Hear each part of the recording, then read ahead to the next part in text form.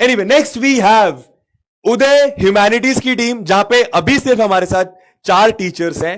कुछ और teachers missing हैं जो आपको बैचेस में दिखाई देंगे, बट अभी फिलहाल हमारे पास 4 टीचर्स हैं, दी ओजी टीचर्स।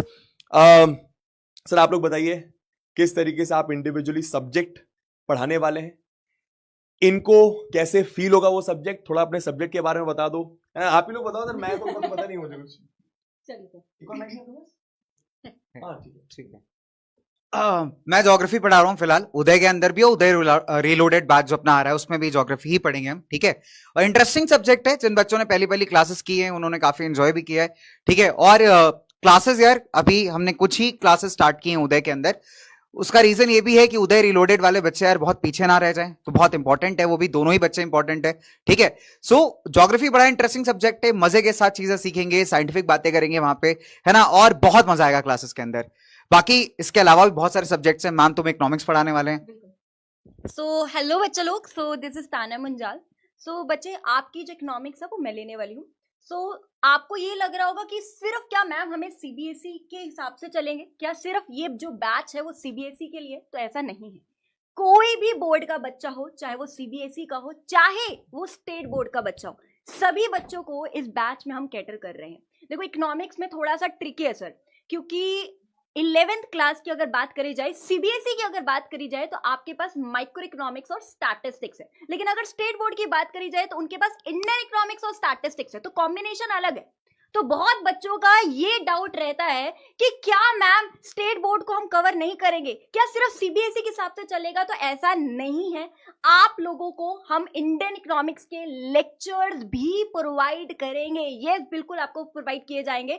तो अगर स्टेट बोर्ड का बच्चा, अगर मुझे कोई देख रहा है, किसी भी स्टेट बोर्ड का बच्चा है, आपके पास अगर इंडियन इकोनॉमिक्स है और स्टैटिस्टिक्स है, तो दोनों आपको प्रोवाइड किया जाएगा। सो आप टेंशन मत लीजिए, टेंशन आप हम पर छोड़ दीजिए, आपको बेस्ट कंटेंट दिया जाएगा। पेपर में कैसे लिखना है, किस तरीके के क्वेश्चंस आने हैं, बेसिक से आपको लेकर चलेंगे और एडवांस तक लेके जाएंगे। बस लास्ट में ये जरूर रिक्वेस्ट करूंगी कि प्लीज 11th को हल्के में मत लेना, प्लीज मत लेना, क्योंकि अगर तुम्हारे बेसिक्स क्लियर नहीं है 11th के, तो 12th में कहीं ना कहीं आकर आपको दिक्कत आने वाली है, क्योंकि 11th से ही कहीं ना कहीं कनेक्ट होती है आपकी 12th क्लास। तो प्लीज आपको रिक्वेस्ट कर रही हूँ, और अगर आपका सच में टारगेट ये रहता है ना कि भाई मुझे यूपीएससी में जाना है, मुझे किसी कॉम्पिटिटिव एग्जाम की तैयारी करनी है, तो आपको पता है बेसिक्स क्लियर होना आपके बहुत ज्यादा जरूरी है। तो प्लीज, ठीक है, सो प्लीज हल्के हल्के में मत लेना, और बहुत अच्छे से, दिल से, प्यार से, मजे से आपको पढ़ाने वाली हूँ, और बढ़िया तरीके से मजे से करने वाले हैं, ठीक है। चलिए जनाब। तो बच्चों हाय, दिस इज उज्ज्वला पुंज और मैं आप लोगों को पॉलिटिकल साइंस पढ़ाने वाली हूँ। आप सभी को पता है उदय के जो बच्चे ऑलरेडी एनरोल्ड हैं हमारे साथ, वहां पर भी हम पॉलिटिकल साइंस मैं ही पढ़ा रही हूँ, एंड उदय रीलोडेड में भी मैं ही पॉलिटिकल साइंस पढ़ाने वाली हूँ। सो बेसिकली बच्चों देखो, 11th क्लास में आते ही सिलेबस में आता है एक बहुत बड़ा चेंज, लेकिन इससे घबराना नहीं है। 11th क्लास में अगर आपने ह्यूमैनिटीज लिया, आपको असली में पता चलेगा कि असलियत में ह्यूमैनिटीज होती क्या है, जिसको हर कोई ना डिग्रेड करता रहता है। अब you will get to know the reality कि there are so many things जो हमें पता चलेगी देश के बारे में, दुनिया के बारे में, and specially when I talk about political science, recently hot topic क्या रहा है? इंडिया पाकिस्तान की लड़ाई, उसी के साथ इंडस वाटर ट्रीटी, उसी के साथ हमारे इंडिया चाइना रिलेशंस, उसी के साथ एप्पल आईफोन इंडिया में क्यों नहीं बनेगा। ये सारी की सारी बातें किससे? हमारे वर्ल्ड से रिलेटेड है, दुनिया से रिलेटेड है, हमारे दूसरी कंट्रीज के साथ रिलेशंस हैं। ये सारी चीजें हम लोग पॉलिटिकल साइंस में पढ़ेंगे। And trust me when I tell you this, our study is not going to be limited to our text book. NCERT से तो यार हर कोई पढ़ा देगा, रीड हर कोई कर देगा, लेकिन हम लोग उस सब्जेक्ट की डेप्थ में बिल्कुल घुसकर आपको एक एक लाइन का मीनिंग समझाकर हर एक टॉपिक एक्सप्लेन करेंगे और उसको वर्ल्ड पॉलिटिक्स के साथ आपको कनेक्ट करके समझाएंगे, ठीक है। तो इस तरीके से हमारी क्लासेस बहुत ज्यादा डिफरेंट होने वाली हैं, and I will see you guys in this batch, जहां पर हम बहुत ही मजे से पॉलिटिकल साइंस को कवर करेंगे साथ में मिलकर। अब जरा सर के पास चलते हैं। ओके। हेलो बच्चों, मेरा नाम शिवान शुक्ला है और मैं आपको पढ़ाने वाला हूँ सोशियोलॉजी।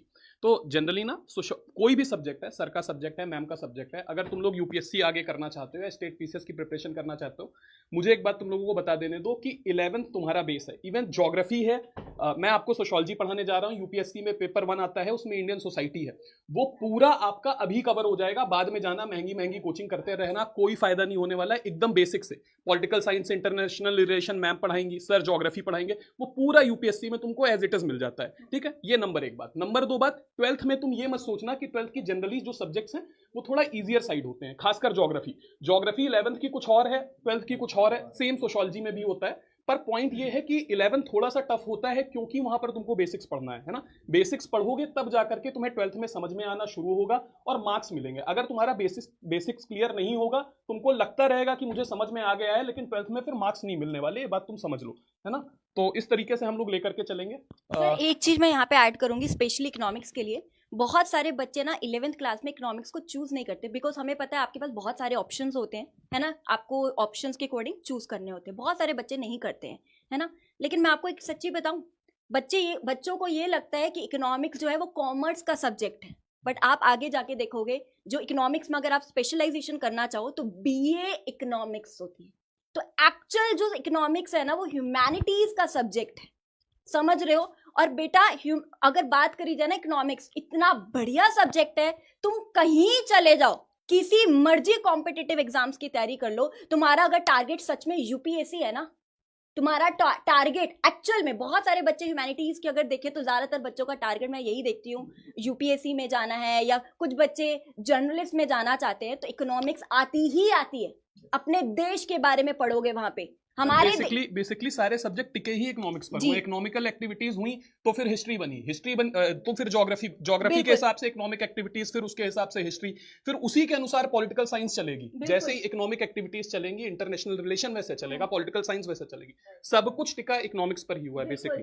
और हमारे देश के finance minister doctor Manmohan Singh बहुत बड़े इकोनॉमिस्ट थे, और सारे सब्जेक्ट कनेक्टेड हैं। ये नहीं कि तुमने इकोनॉमिक्स पढ़ लिया तो पॉलिटिकल, इकोनॉमिक्स पढ़ोगे तब पॉलिटिकल साइंस समझ में आएगा, ज्योग्राफी पढ़ोगे तो इकोनॉमिक्स समझ में आएगा, हिस्ट्री तब समझ में आएगा, तीनों समझ में, जब चारों सब्जेक्ट पढ़ लोगे तब तुम्हें सोशियोलॉजी समझ में आएगा। तो इस तरीके से होता है, सबको इंटीग्रेट करके पढ़ना है, कोई सब्जेक्ट आइसोलेशन में नहीं पढ़ना। एक चीज है जो हम आजकल बड़े, जैसे मैम ने बताया कि आजकल हॉट में चलता है, आजकल क्या चलता है तुम्हारे लिए, बजट, इनकम टैक्स, ये क्या है, ये कब समझोगे, है ना, कि भाई बजट क्या आ रहा है, भाई टैक्स के बारे में जो तुम पढ़ते हो वो कहां से समझ आती है, वो इकोनॉमिक्स हम बताते हैं तुम्हें कि क्या बजट आ रहा है, टैक्स स्लैब रेट्स क्या है, ये सारी चीजें, ठीक है। तो इकोनॉमिक्स का बच्चा उखाड़ता है, इकोनॉमिक्स के बच्चे को पता है कि उसको क्या करना है, जो देश में पॉलिसीज बन रही है, देश का विकास हो सके, देश में ग्रोथ आ सके, देश में डेवलपमेंट आ सके, वो कौन बना रहा है, इकोनॉमिक्स। इतना स्पेशल सब्जेक्ट है, तो इसको लाइटली मत लेना।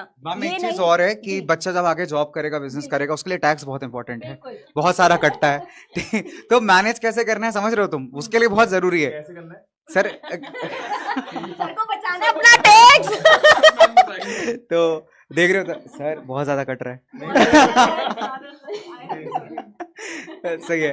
तो भाई इन्वेस्टमेंट सीखना पड़ेगा, ठीक है, नहीं लाइफ बदल सकती है तुम्हारी, ठीक है। और इफ यू आर देयर, मतलब तो बहुत इंपॉर्टेंट है। मैम टैक्स मैनेजमेंट सिखाओगे आप क्लासेस के अंदर? सर सब बताएंगे, बजट के बारे में सब कुछ बताएंगे, कैसे इन्वेस्टमेंट करनी है, बच्चों को कहाँ कैसे इन्वेस्ट करना चाहिए, हर चीज बताई जाएगी। क्या बात, थैंक यू सो मच। अभी क्लास के बाहर भी सिखा देना मुझे ये सब। तो this is our Uday humanities team, ठीक है। अगेन वही बात, अब तुमने सब्जेक्ट ले लिया है ऑलरेडी, अपने टीचर्स पर भरोसा रखो, टीचर्स की एनर्जी बहुत औसम है, बहुत बढ़िया तरीके से पढ़ाएंगे, और स्टार्टिंग से पढ़ो यार, ठीक है। जो भी पढ़ रहे हो एकदम बेसिक से पढ़ो, एडवांस तक टीचर्स लेकर जाएंगे, और कहीं ना कहीं ये सब आपको बहुत काम आने वाला है, ठीक है। चलिए, thank you so much ma'am and sir, thank you so much, है ना।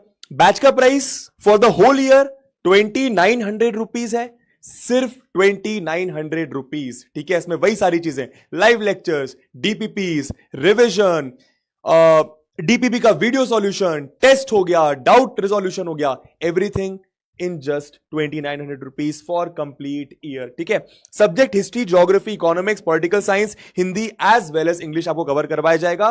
Class start date is 28th of May। Next, मेरे ख्याल से सब कुछ हो चुका है। अच्छा, स्केड्यूल आप लोग देख लो, सिंस क्लास आपकी जल्दी स्टार्ट हो रही तो आप एक बार स्केड्यूल देख लो ह्यूमैनिटीज का।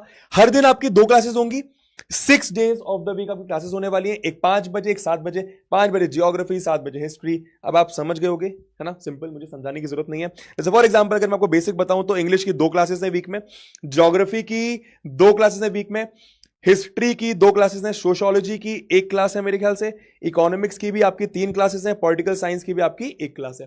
तो इस तरीके से आपका रहने वाला है, ये चेंज भी होता है तो वो आपको बैच में पता चल जाएगा, ठीक है। नो योर फैकल्टीज मैंने बता दिया, ये सारे आपके धुरंधर फैकल्टीज हैं, काफी सारों से आप ऑलरेडी मिल चुके हैं। कुछ टीचर्स जैसे कि यहां पे अगर आप मैं देखूं समीर सर जो आपको हिस्ट्री कवर करवाने वाले, वो यहां पर नहीं है। वंस अगेन बहुत बहुत बहुत अमेजिंग टीचर, मेरे शहर से हैं शायद, शायद नहीं सर, मेरे भोपाल से हैं शायद, भोपाल में मिला था मैं इनसे एक बार, तो भोपाल से है ना, हाँ।